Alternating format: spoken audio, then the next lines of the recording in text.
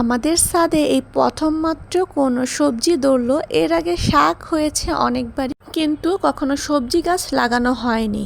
তো শখ করে 3-4টা করলার বিচি এনে এখানে ফেলেছিলাম। মাশাল্লাহ গাছটা অনেক বেশি বড় হয়েছে। আর আজকে গাছের করলাগুলো একদম খাওয়ার উপযোগী হয়েছে। তো দেখি আজকে কয়টা করলা এখান থেকে তুলতে পারি। তো আমি তো পাতার পিছন থেকে খুঁজছিলাম যে সাইড করে করলা আছে কি না। একদমই দেখা যায় না, পাতার কালার আর করলা কালার যেহেতু সেম। তো আজকে যেই কয়টা আছে সবগুলোই তুলে নিব ছোট বড় দেখে। আর করলা ডাঁটাগুলো এত বেশি শক্ত, ছিঁড়তে অনেক বেশি ঝামেলাই হচ্ছিল। আর এই করলাটা অনেক বেশি বড় হয়েছে। তো পাতার আড়ালে প্রত্যেকটা করলা যেন লুকিয়ে আছে, আর আমি হলাম খুঁজে খুঁজে বের করছিলাম। নিজের গাছের প্রথম করলা খাবো, এটা ভেবেই তো অন্যরকম লাগছে। করলা তো বাজার থেকে প্রায় সময় কিনে আনা হয়, কিন্তু কখনো নিজের গাছেরটা খাওয়া হয়নি।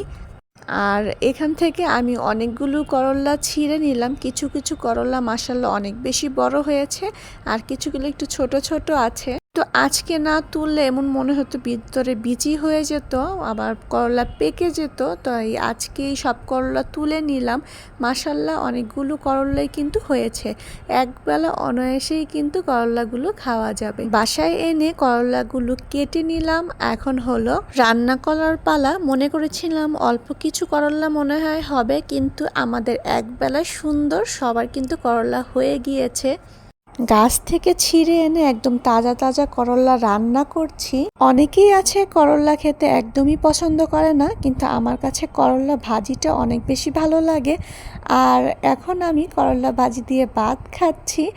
আর এই করলাটা খেতে অনেক বেশি মজার ছিল।